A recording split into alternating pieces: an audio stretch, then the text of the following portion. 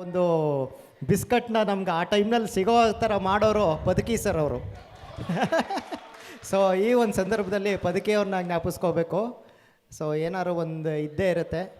ಆ ನಂತರ ಹೊಟ್ಟೆ ಪೂರ ಕೊಡೋದಕ್ಕೆ ಮೇಡಮ್ ಇದ್ದಾರೆ, ಇಲ್ಲಿ ತನಕ ಹೇಳಿದ್ದು ಸಹನಾ ಮೇಡಮ್ಮು. ಸೊ ಯಾವೊಂದು ಸುಸ್ತು, ಆ ಒಂದು ಟೆನ್ಷನ್ನು, ಆ ಒಂದು ಆ್ಯಂಕ್ಷಸ್ನೆಸ್ಸು ಎಲ್ಲವೂ ನಮಗೆ ಮರ್ತೋಗ್ಬಿಟ್ಟು ಆ ಒಂದು 2 ಗಂಟೆನಲ್ಲಿ ನಾವು ಒಂದು ಮೆಡಿಟೇಷನ್ ಅಥವಾ ಧ್ಯಾನ, ಸಂಗೀತದ ಧ್ಯಾನ ಅಥವಾ ಹಾಡಿನ ಧ್ಯಾನದಲ್ಲಿ ನಾವು ಕಳೆದೋಗ್ತೇವೆ. ಅದರಿಂದ ನಮ್ಮ ಮನಸ್ಸೆಲ್ಲ ಮನೋಲ್ಲಾಸದಿಂದ ಕೂಡಿರುತ್ತೆ ಮನೆಗೆ ಹೋದಾಗ.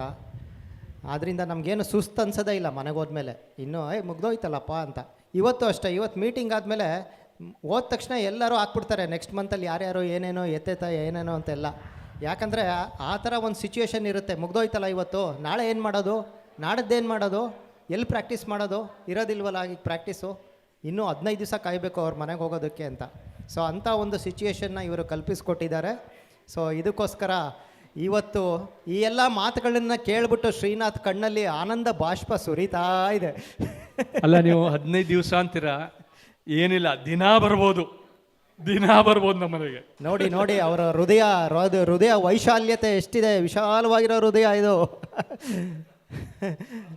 ರಾಜ್ಕುಮಾರ್ ಥರ ಹೇಳ್ತಾ ಇದ್ದೀನಿ, ವಿಶಾಲವಾಗಿರೋ ಹೃದಯ ಇದು.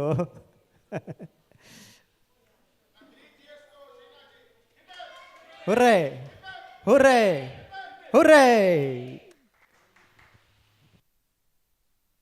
for our expert commentator. Thank you. Okay, so we start this pick and sing segment.